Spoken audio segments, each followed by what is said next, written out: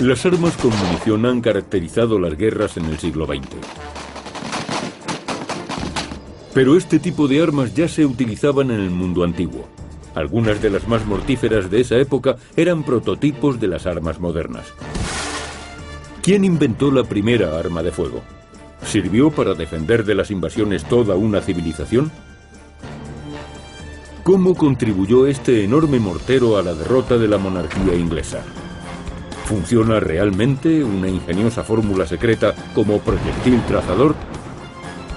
¿Podían las antiguas balas de cañón matar soldados sin dejar heridas visibles? ¿Fue esta arma multicañón la primera ametralladora en la historia? Hoy en Grandes Descubrimientos investigaremos las tácticas, la tecnología y el impacto de las armas y las municiones antiguas. Grandes Descubrimientos, armas y munición.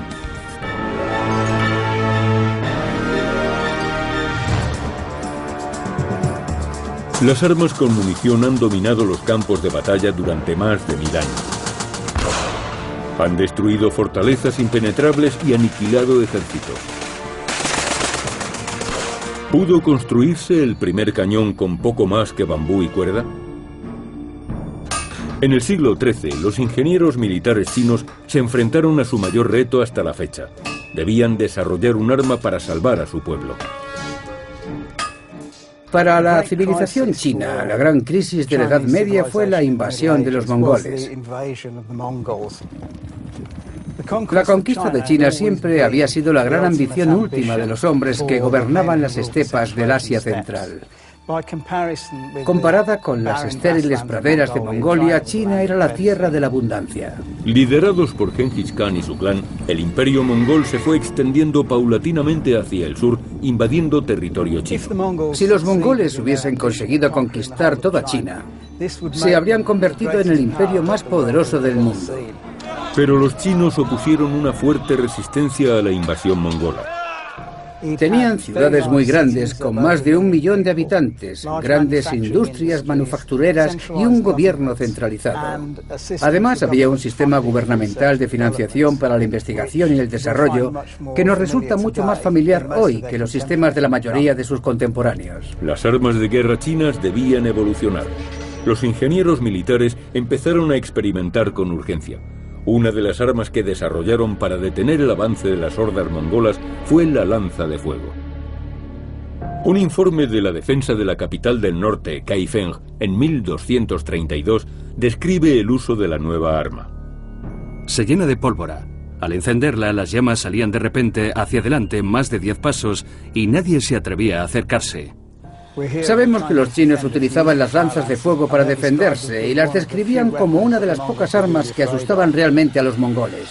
Richard Windley ha investigado la evolución de las lanzas de fuego que podrían haber marcado el camino para inventar las armas con munición. Al principio no fue diseñada para lanzar proyectiles, era simplemente un caño de bambú atado a un palo. Básicamente consiste en un caño de bambú al que hemos quitado los pequeños tabiques interiores.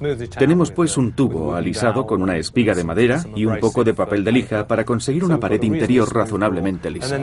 Esto se llenaba con una mezcla incendiaria, sería como una sencilla mezcla para fuegos artificiales. O sea que lo que tenemos básicamente es un cartucho de fuegos artificiales en un palo. Unos fuegos artificiales un tanto desagradables, pero fundamentalmente era eso. Pero los archivos nos descubren que los chinos desarrollaron un poco más la lanza de fuego, utilizándola para lanzar proyectiles por primera vez. No se sabe si fue por casualidad o de forma planificada, pero esto marcó un hito en la historia de las armas. En 1259 tenemos referencias de una lanza de fuego que disparaba proyectiles y llamas a la vez. Probablemente esta sea la primera referencia al desarrollo de las armas con munición. Casi todas las armas con munición están basadas en un mismo y simple concepto. Todas las armas con munición tienen 3 componentes principales. Un tubo abierto por un extremo, un proyectil para causar el daño y una carga que suministre la fuerza explosiva. Cuando la carga es detonada, produce 3000 veces su propio volumen en gas. Esta fuerza explosiva empuja el proyectil hasta el final del cañón y después sale disparada hacia el objetivo. Richard ha adaptado su lanza de fuego para el lanzamiento de proyectiles, reforzándola para hacerla más resistente. Si ponemos una carga de pólvora en un tubo como este y después la cargamos con proyectiles, cuando la pólvora estalla produce una gran cantidad de gas y ejerce una enorme presión. Aunque el bambú es resistente, probablemente no soportaría esas presiones. Por eso hay que envolverlo en algo que lo refuerce. Richard envuelve fuertemente su tubo de bambú con cuerda. ¿Será suficiente para que soporte la prueba del fuego? Hasta ahora no hemos encontrado ninguna información para reconstruir este artefacto en nuestros días. Por eso será muy instructivo construir uno, probarlo en el campo y ver qué resultados obtenemos. Richard se prepara para probar su réplica. Vamos a cargar esto con diferentes cargas y diferentes proyectiles. Si conseguimos poner aquí dentro una carga de tamaño medio y un proyectil, y el tubo soporta la presión, sabremos que hemos construido un arma utilizable y funcional. Primero se echa en el tubo un puñado de piedras pequeñas. Probablemente los primeros proyectiles usados en una lanza de fuego fueron como estos. Como no sabe lo que va a pasar, Richard prepara la lanza de fuego para que cuando se dispare, él esté lejos.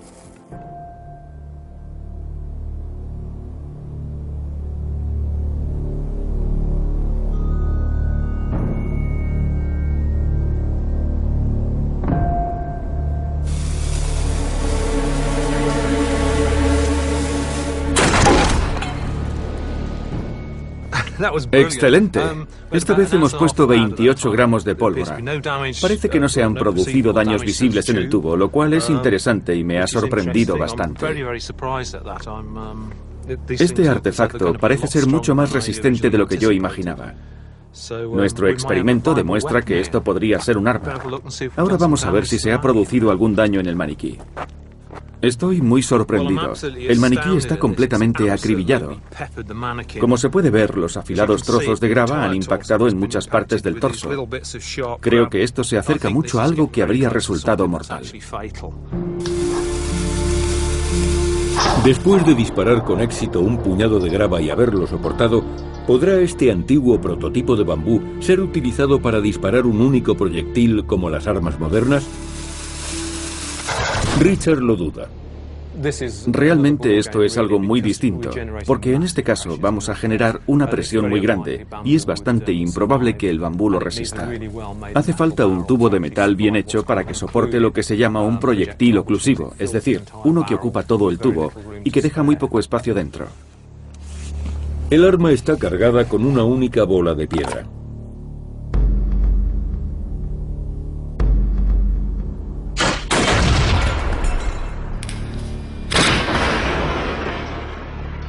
Es un impacto directo.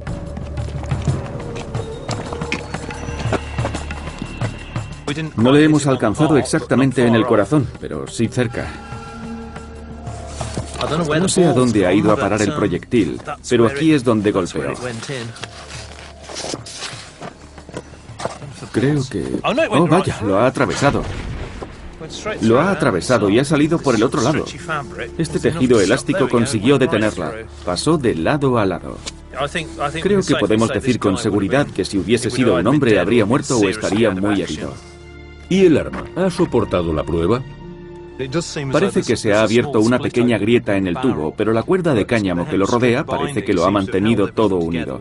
Lo cierto es que hemos aprendido mucho de este experimento. Es sorprendente ver lo resistente que es el bambú con solo una simple cuerda alrededor. Hemos podido demostrar que la primera lanza de fuego hecha sencillamente de bambú y cuerda es lo bastante resistente para disparar un proyectil, lo mismo que un arma de munición moderna. En muchos aspectos, utilizar un único proyectil sólido que tapona el tubo nos acerca a las armas modernas de hace 1 o 2 siglos. Armas como el mosquete. Un arma poderosa, pero precisa solo en distancias cortas. La lanza de fuego parece haber sido un arma eficaz en los combates cuerpo a cuerpo, pero debido a su corto alcance, generalmente no era decisiva. Probablemente fue más eficaz para defender ciudades, murallas o recintos cerrados. Pero la lanza de fuego no consiguió expulsar de China a los mongoles. Estos robaron su tecnología y la utilizaron en su provecho. Los chinos perdieron su ventaja táctica y en 1279 los mongoles completaron la conquista de China. La conquista de China por parte de los mongoles fue, evidentemente, un desastre para los muchos millones de personas afectadas. China quedó bajo una brutal dominación extranjera durante más o menos un siglo. Por otra parte, también hizo que China formase parte de un imperio que se extendía por medio mundo, y su país y su civilización comenzaron a ser conocidas en Europa. El imperio que diseñó la primera arma de fuego del mundo fue aplastado.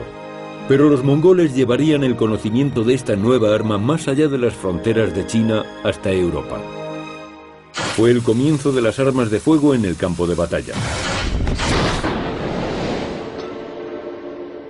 Desde los inicios de las armas de fuego hasta la época actual, en que existen sistemas de observación de alta tecnología, para los artilleros siempre ha sido muy difícil apuntar en la oscuridad. Como no se puede ver el objetivo, acertar es cuestión de suerte. Pero escondida en un antiguo manual de la pólvora está la descripción de una ingeniosa táctica utilizada por los antiguos artilleros para disparar los cañones por la noche. ¿Fueron los primeros proyectiles trazadores? A lo largo de la historia, para los artilleros ha sido muy difícil disparar en la oscuridad. Hoy se usan proyectiles trazadores para marcar la línea de fuego en el cielo nocturno. ¿Pudo ser utilizada una táctica similar hace más de 500 años? Ahora investigaremos si unas instrucciones escondidas en un manual militar secreto contenían la clave de los primeros proyectiles trazadores de la historia. En 1456, el sultán turco Mehmed II puso cerco a la ciudad de Belgrado, perteneciente al Imperio húngaro. El propósito de Mehmed era tomar Belgrado, que era un emplazamiento clave en el Danubio. La conquista de Belgrado era importante, ya que los otomanos traspasarían la línea de fortalezas de la frontera sur de Hungría y tendrían fácil acceso al corazón de Europa central. Inmediatamente después, habrían estado a las puertas de Viena. El 4 de julio, el Gran Cañón turco abrió fuego contra las murallas de la ciudad. El bombardeo continuó durante la noche. El cañón primitivo requería mucho tiempo para volver a ser cargado, principalmente porque había que dejar que se enfriase antes de meterle más pólvora. Por eso el ciclo de disparo solía durar 24 horas. Además, por la noche hacía más fresco, por eso en el Mediterráneo y Oriente Próximo preferían utilizar los cañones de noche, porque se enfriaban antes. El ataque continuo impedía que los defensores reparasen las murallas. Pero ¿cómo apuntaban los turcos en la oscuridad?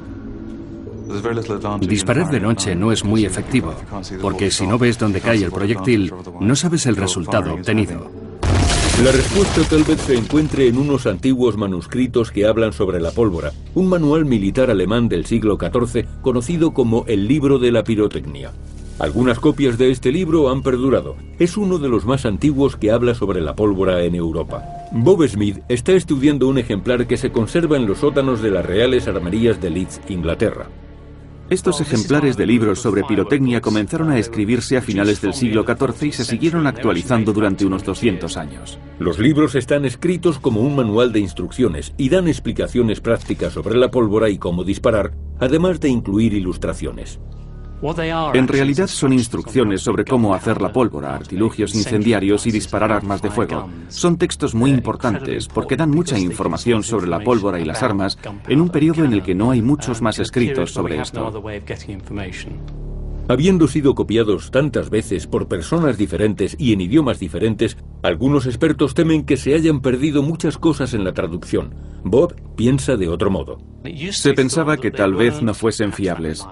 Yo estoy llegando a la conclusión de que tienen mucho sentido y de que son muy fiables. Hay consejos prácticos muy interesantes. Este es un excelente método. Se puede disparar un arma por la noche y saber si ha dado en el objetivo. Se ha comparado con los proyectiles trazadores, ya que podían marcar la trayectoria. Obviamente solo tenían un disparo y no muchos, como sucede en la actualidad. Sin embargo, demuestra que investigaron para mejorar sus disparos por la noche. En la actualidad, los proyectiles trazadores pueden verse habitualmente en las noticias, iluminando el cielo nocturno de los modernos campos de batalla. La ametralladora común dispara una bala trazadora cada 5. De este modo, el soldado puede ver por la noche el objetivo al que está apuntando. ¿Inventaron los artilleros medievales hace más de 500 años un tipo de proyectil trazador? Ahora vamos a comprobar si un cañón puede disparar un proyectil en llamas. Aunque formamos parte de un mundo académico, seguimos pensando, ¿funcionarán estas cosas? Y en realidad no lo puedes saber hasta que lo intentas. Por eso yo lo he comprobado en muchas ocasiones. Bob se ha reunido con el experto en armas Colin Herriot, que tiene más de 20 años de experiencia en artillería medieval. Gracias al libro de la pirotecnia, sabemos que utilizaban en un cañón munición incendiaria que usaban como proyectiles trazadores. Así veían por la noche a dónde iban a parar sus disparos. Así es. Pero nunca lo he visto. ¿Usted cómo lo ha hecho? He intentado ajustarme lo más posible a las instrucciones que marca el libro de la pirotecnia. Se utiliza como proyectil una piedra que se cubre de brea y se deja enfriar. Después se echa pólvora en abundancia, se envuelve en un paño y se ata con cuerda. Luego, a la hora de disparar, la cubro con manteca de cerdo y sebo para obtener la naturaleza combustible de la brea, pólvora y sebo. Y es de esperar que todo esto sea un proyectil incendiario. La teoría es que cuando la pólvora se encienda, el proyectil empezará a arder y, lo más importante, seguirá ardiendo hasta que caiga a tierra. Después de haber cubierto las balas de piedra en alquitrán y pólvora, el toque final de Colin consiste en untarlas de sebo o grasa de cerdo antes de cargarlas en el cañón. ¡Voy a disparar! El cañón lanza el proyectil a 180 metros. La mezcla de combustible se enciende cuando el proyectil sale del tubo del cañón y al caer al suelo es claramente visible en la oscuridad. Ha funcionado realmente. Este proyectil arde francamente bien. El sebo y la pólvora que usted puso la hacen arder. Sí, es verdaderamente efectivo. Ha funcionado como proyectil trazador, igual que podría haber funcionado como bomba incendiaria. Podía haber prendido fuego a cualquier cosa sobre la que cayese. Cualquier cosa que tocase es realmente extraordinario. Hemos descubierto que la fórmula funciona. ¿Utilizaron entonces esta táctica los artilleros turcos del siglo XV? Una de las razones por las que conocemos a Mehmet como Mehmet el Conquistador es porque empleó muy pronto la artillería. Fue un sultán que utilizó los avances armamentísticos con mucha eficacia. El conocimiento y valoración de las armas de fuego por parte de Mehmet contribuyó a que el Imperio Otomano fuese uno de los más grandes y poderosos de la historia. Los proyectiles trazadores fueron sin duda una buena manera de alcanzar el objetivo en la oscuridad, aunque dependían de la línea de visión. En los asedios, el objetivo se encontraba generalmente detrás de murallas exteriores fuertemente defendidas. ¿Cómo podía un artillero lograr que sus disparos alcanzaran el centro de un castillo para poder demolerlo desde dentro? La solución fue el mortero.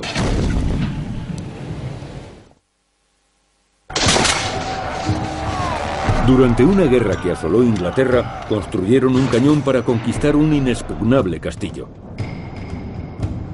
Fue el cañón más grande forjado en la Guerra Civil Inglesa. Un mortero construido para disparar proyectiles de más de 90 kilos. ¿Qué se sentiría ante esta arma tan terrible? ¿Cómo contribuiría a derrocar la monarquía inglesa? ¡Fuego! Un equipo de expertos está investigando los secretos que se ocultan tras la leyenda del Roaring Man. A mediados del siglo XVII, el destino de la monarquía inglesa era incierto. El rey Carlos I estaba al margen de las expectativas y creencias de sus súbditos. Carlos I quería un tipo de religión diferente. A él le gustaban las ceremonias, la belleza, las jerarquías, le gustaban las catedrales, los obispos, las vidrieras, la música, mientras que mucha gente prefería los rezos y la Biblia. Además, él tampoco creía en la comunicación con sus súbditos. En realidad pensaba que debían obedecerle porque él llevaba en el corazón lo mejor para sus intereses. En 1642 estalló una guerra civil entre fuerzas leales al rey y al parlamento. Las fuerzas del rey empezaron poco a poco a perder terreno y en mayo de 1646 solo se mantenían en algunas plazas fuertes. Una de ellas era el castillo de Goodrich. El historiador Ronald Hutton ha viajado a Goodrich para investigar este asedio. Los parlamentaristas no podían permitirse no conquistar Goodrich. Era un símbolo para sus enemigos, un emblema para cualquiera que quisiese seguir al rey y luchar por él. Además, podía significar que algunos países extranjeros ayudasen a la monarquía inglesa. Por eso no podían permitir que siguiera en pie. En el interior del castillo resistía Sir Henry Lingen, un monárquico leal con una guarnición de 200 hombres. Fuera de las murallas, el ejército parlamentarista conducido por el coronel John Birch se preparaba para el ataque. Hay dos maneras de tomar un castillo. Una es haciendo que los defensores mueran de hambre y la otra es abriendo un agujero en él. Las dos son muy difíciles. Henry Lingen había acumulado grandes reservas de alimentos. Goodrich era un lugar casi inaccesible. La única manera de tomarlo era destruir sus murallas y eso requería una gran cantidad de pólvora.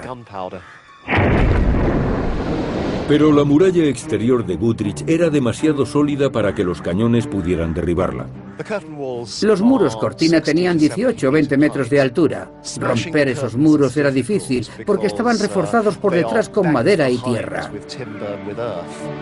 La única manera de derribar el castillo era hacerlo desde dentro. La única forma de entrar en el castillo era derribando una torre, y eso había que hacerlo por arriba, con proyectiles de mortero. Se iría destruyendo el tejado y después el piso inferior, hasta lograr que el castillo se hundiese. Para esto, Birch ordenó construir un mortero, específicamente diseñado para disparar proyectiles a una altura suficiente para sobrepasar las defensas exteriores del castillo. Lo llamó Roaring Meg. El original se conserva y se exhibe en el castillo de Goodrich. Pero, ¿qué efectividad tuvo el mortero y qué parte del castillo pudo destruir? No podemos probar el Roaring Meg porque se le producirían daños al disparar. Pero si hacemos una copia exacta, podremos descubrir a qué altura podemos lanzar un proyectil y a qué distancia caerá a tierra, cosa que sencillamente no podemos saber de ningún otro modo.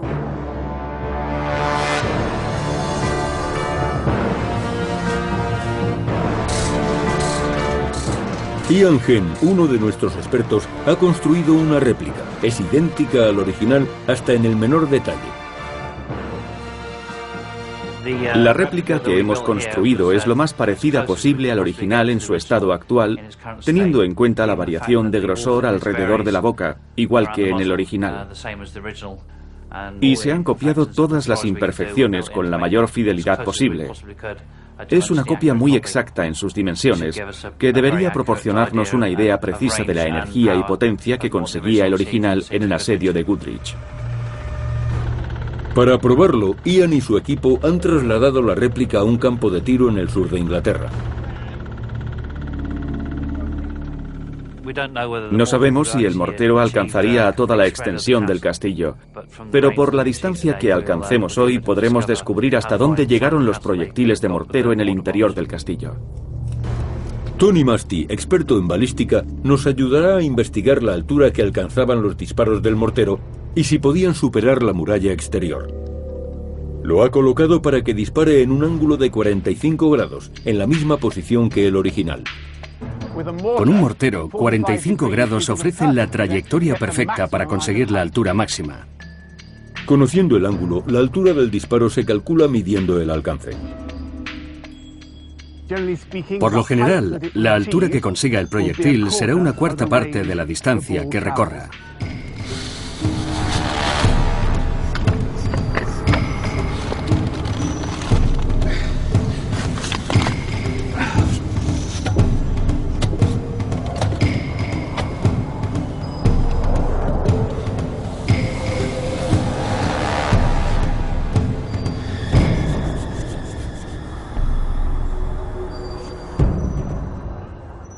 ¿Preparados? ¡Fuego!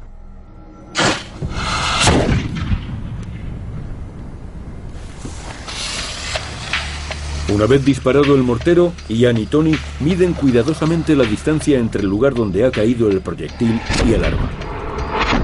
El resultado es desalentador. Solo 51 metros. Creo que hay un error con el relleno, señor Henn.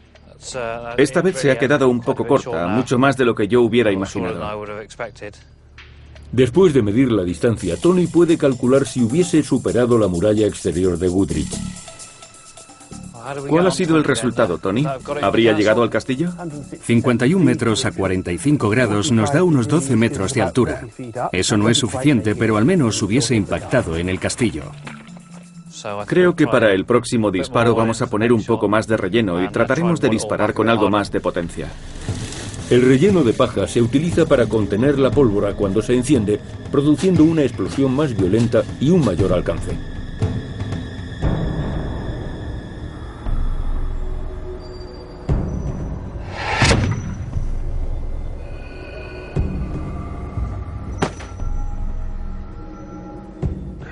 Vaya, buen disparo. Sí, cayó allí y rodó unos 14 metros. Ha llegado lejos. Sí. Tenemos que medir desde el punto donde ha tocado tierra hasta el mortero y averiguar hasta dónde se ha elevado. De acuerdo, tú eres el jefe. Muy bien. La distancia recorrida por el segundo disparo es exactamente el doble que los del primero. Ha recorrido 109 metros y se ha elevado. Yo diría que unos 24 metros. Esto demuestra que el cañón fue realmente tan eficaz como el coronel Birch dice en sus memorias. Sí, debió ser un hombre feliz. Los proyectiles ganan una media de 1 metro de altura por cada 2 metros de recorrido desde que salen del cañón, así que el proyectil alcanza una altura máxima en el aire de 24 metros. Habría superado el muro cortina del castillo de Goodrich por más de 6 metros. La terrible explosión del cañón debió impresionar a los defensores del castillo. El fuego del mortero tiene una característica especialmente aterradora, que no procede de un sitio claro que se pueda ver. Viene de un lugar distante. Llega desde arriba. Es sobre todo un arma indirecta. No podemos ver quién nos está disparando. Por eso es algo que puede resultar muy perturbador, en especial para los civiles, pero también para los soldados. El propio Birch estaba tan entusiasmado con su creación que realizó personalmente 19 de los 22 disparos. En su relato del asedio lo describió así: He destrozado el castillo con mi mortero y no he dejado ningún muro en pie. El exterior es machacado por un pesado fuego de cañón que impacta contra los muros y los proyectiles de mortero van destrozando el interior. La combinación de ambos era más de lo que un castillo medieval podía soportar. Todo el muro exterior se fue agrietando cayendo al foso y el castillo se quedó totalmente desprotegido. Tras 6 semanas de bombardeo continuo, los partidarios del rey se rindieron. En otros lugares del país, la causa realista también recibió otro golpe letal. El propio rey fue hecho prisionero. La guerra terminó en 1648. Al año siguiente, Carlos I fue ejecutado acusado de alta traición. Nunca más volvió a gobernar Inglaterra un rey sin el consentimiento del Parlamento. Los cañones no eran utilizados solamente para derribar castillos, también eran muy eficaces contra la infantería. Hablamos de un tipo de arma devastadora. Nadie había visto antes nada así y causaba innumerables bajas en los campos de batalla de Europa. Proyectiles disparados desde un cañón impactaban en el cuerpo con una fuerza sin precedentes. Las heridas causadas eran atroces. En muchos casos, la causa de la muerte era evidente, pero en algunos informes se describen hombres muertos por una bala de cañón que ni siquiera los había tocado.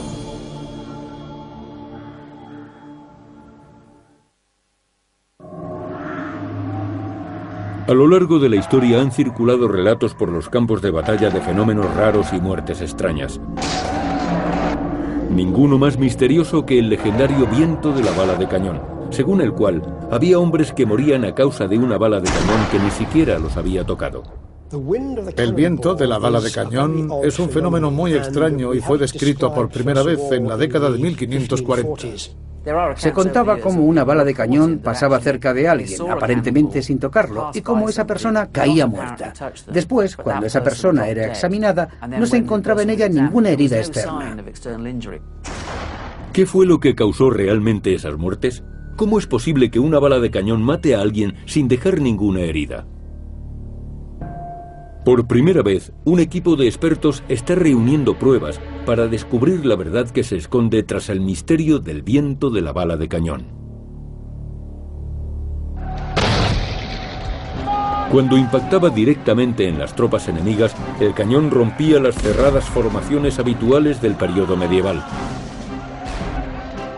Un individuo correteando por el campo de batalla sería un objetivo difícil para un artillero. Pero si dispara una guarnición de piqueros, mosqueteros o soldados de infantería que avanzan, no solo caerá el hombre que va primero, sino que se verán afectados muchos de los que van tras él. Para averiguar los efectos que puede causar el proyectil de un cañón, hemos preparado un test utilizando varias piezas de cerdos que hemos adquirido en la carnicería local.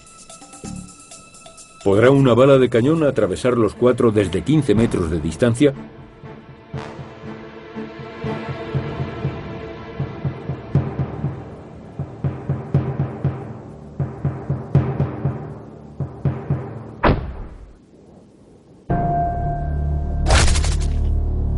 La bala de cañón atraviesa la carne causando grandes daños y pasando limpiamente a través de todas las carcasas de los cerdos. No hay duda de que cuando una bala de cañón impactaba directamente en un cuerpo humano, causaba grandes heridas internas y externas. Cuando una bala de cañón impacta en alguien, por lo general hay pruebas, porque deja un gran agujero, o un amasijo de órganos, o una cabeza decapitada. Pero ¿qué ocurre si el impacto no es directo?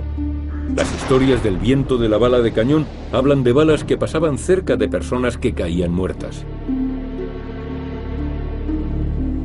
Un testigo relató así la muerte de un soldado durante las guerras napoleónicas. Un disparo de cañón pasó silbando a su lado, y él cayó sin vida al suelo. La sangre empezó a salir por la nariz y las orejas, pero aparte de eso, no había en su cuerpo ni heridas ni magulladuras. Imaginemos que la bala impacta en el pecho. El doctor Rob Hicks y el analista informático James Dean utilizan las últimas técnicas de modelos en 3D para investigar cómo una bala de cañón podía impactar en el cuerpo oblicuamente, rozándolo, para causar una herida invisible pero letal. Modelar en 3D es una manera fantástica de explorar este tipo de fenómenos. No es necesario utilizar personas o animales vivos, es decir, que es más limpio y más humano. Pero además permite jugar con las teorías, se puede ensayar una teoría tras otra, se puede mover la imagen de la bala para ver qué pasaría en determinados ángulos, con determinadas fuerzas, a determinadas velocidades. Aquí hemos hecho una simulación con una bala que llega e impacta en el cuerpo. Aquí. No golpea directamente, es un golpe oblicuo y la bala continúa en una dirección diferente. La simulación demuestra que impactando oblicuamente en el cuerpo, una bala de cañón no necesariamente desgarra la piel. Rob piensa que, por el contrario, podría causar una herida conocida hoy como traumatismo causado por objeto contundente. Por lo general, los traumatismos por objetos contundentes ocurren en la actualidad en accidentes de tráfico y en peleas o reyertas, cuando alguien recibe un puñetazo en el abdomen, por ejemplo. Se pueden causar heridas internas graves sin llegar a traspasar la superficie de la piel. La piel es muy elástica, eso es lo que nos permite empujarla, tirar de ella o pinzarla sin causar herida alguna. Y si la bala viene de refilón, el golpe que recibe es oblicuo, la piel puede que no sufra ningún daño, pero la fuerza de la bala es suficiente para dañar los órganos que se encuentran detrás de ella. Los órganos internos que protege la piel pueden romperse por el impacto.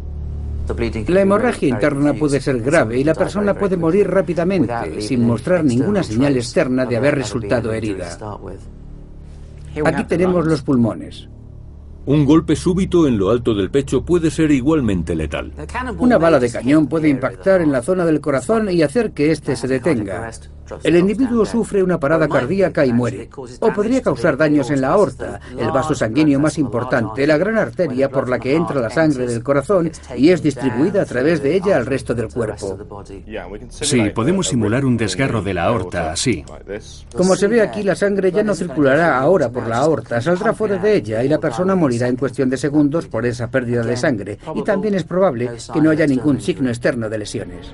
Tras establecer la causa de la muerte, James y Rob observan la trayectoria de la bala desde distintos puntos de vista en el campo de batalla. Así, descubrirán por qué un testigo ocular podía no ver cómo la bala impactaba sobre la víctima. He girado el modelo para verlo desde arriba. Podemos ver la desviación de la trayectoria.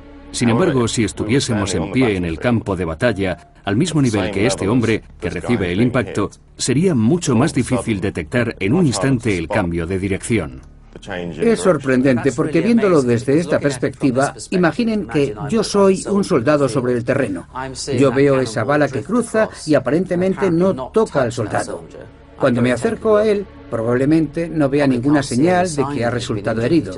Sencillamente ha caído muerto. Creo que lo que estamos viendo aquí es una buena explicación del viento de la bala de cañón. Hemos demostrado que es posible que una bala de cañón rebote en el cuerpo causando heridas invisibles pero mortales. La mayoría de las armas de fuego dependen de que el impacto sea directo para que sea más eficaz. Para mejorar su tasa de impactos, algunas armas están diseñadas para disparar múltiples balas en una sucesión rápida. En la actualidad, el ejemplo más común es la ametralladora.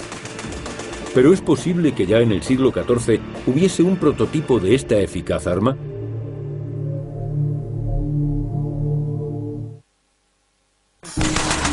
Disparando una serie continuada de balas, la ametralladora destrozaba las formaciones de infantería y transformó la guerra moderna. La ametralladora moderna es un arma antipersona diseñada para disparar una gran cantidad de fuego mortal para detener el movimiento de hombres y en sus primeros tiempos también de caballos. El día de junio de 1944, 130.000 soldados aliados fueron masacrados por los nidos de ametralladoras alemanas.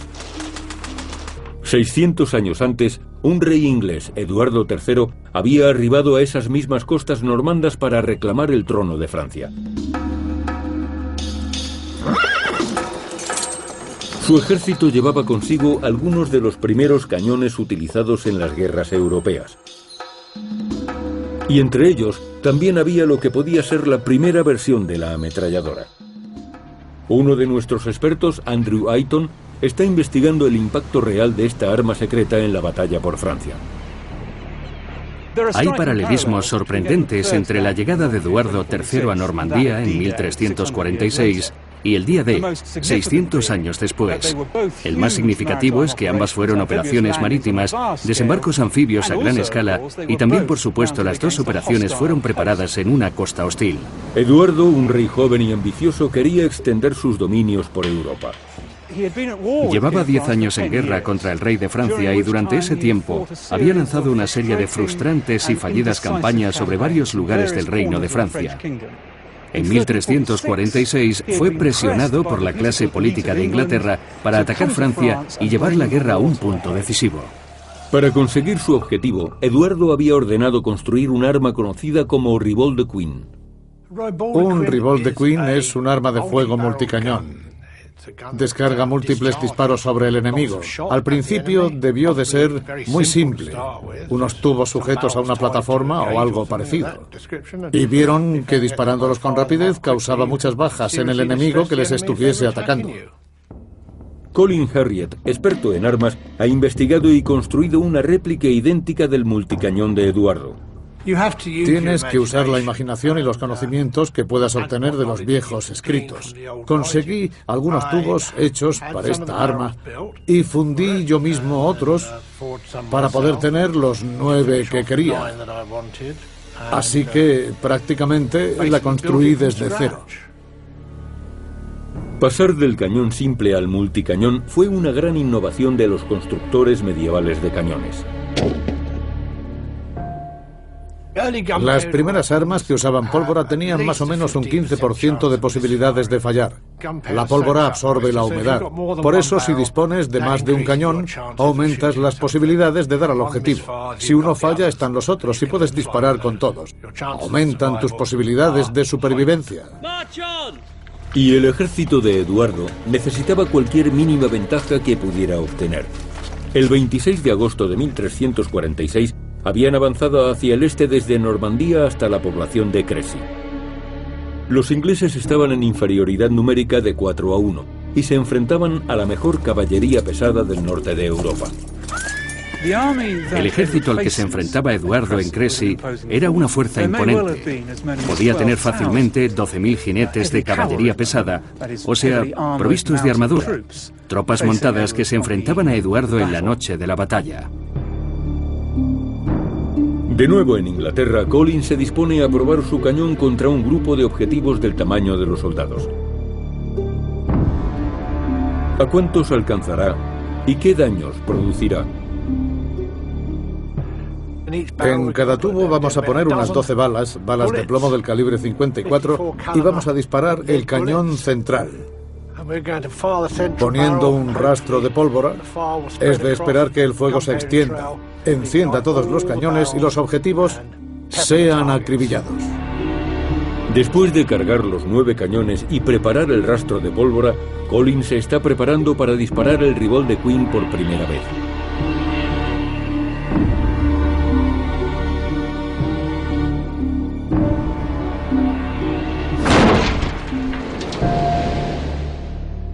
Hemos provocado bastantes daños entre estos caballeros. Hay múltiples impactos. Hay 1, 2, 3, 4, 5, 6, 7, 8, 9, 10, 11, 12, 13, 14, 15, 16 agujeros en este y al menos una docena hay. Algunas piernas han volado y hay algunos impactos en el hombre de atrás que creía que estaba a salvo. Así es. Pero no lo estaba. El arma realiza 108 disparos en menos de un segundo.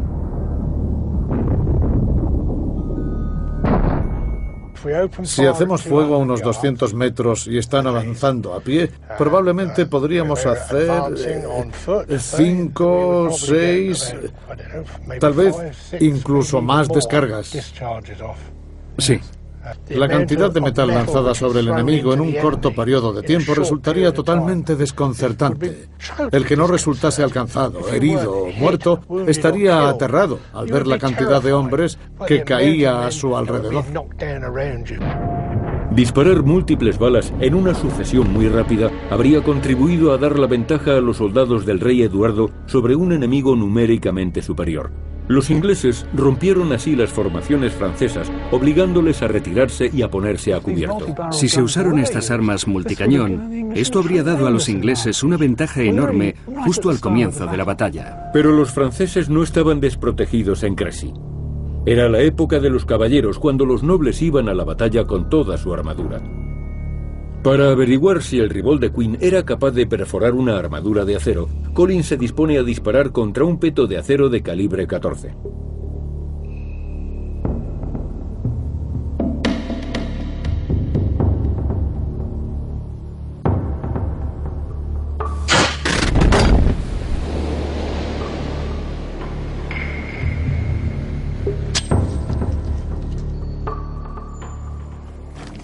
Teníamos balas de 1 pulgada en los 3 cañones centrales y disparábamos con balas del calibre 54 y 44 en los 6 exteriores. Y es uno de estos el que ha hecho esto. Ha abierto un agujero limpio y ha partido el maniquí por la mitad. Si llega a ser un hombre con armadura, Habría muerto. sería un hombre muerto con armadura, ¿verdad? A cámara lenta puede verse el impacto del proyectil. Podemos imaginar este tipo de impactos a principios del siglo XVI, pero esto pudo haber sucedido en Crécy alrededor de 1340. ¿No es extraordinario? Así es, nada es nuevo, ¿eh? No, no lo es. En el campo de batalla de Crécy, el Revolt de Queen seguramente contribuyó a que el pánico cundiese en el ejército francés. Las bajas de los franceses en Crécy fueron enormes. Entre los muertos había más de 1000 soldados. El propio rey de Francia resultó herido y 2 de los caballos que montó fueron acribillados. La victoria de Eduardo supuso un hito en la historia, estableciendo la supremacía militar inglesa en Europa. La victoria y la derrota fueron a gran escala. El ejército más grande de la cristiandad fue derrotado por una fuerza expedicionaria comparativamente pequeña, procedente de una isla cercana al litoral europeo. Las armas con munición se convertirían en algo común en las guerras del Renacimiento. Fue el final de los caballeros. Cuando un campesino con un mosquete puede matar al caballero más competente y profesional a lomos de su caballo, de pronto el número no significa nada. Con el paso del tiempo, las antiguas formas de batallar con espadas, arcos y lanzas quedaron relegadas a la historia. Y surgió un nuevo mundo moderno donde las batallas se libraban y se ganaban con armas con munición.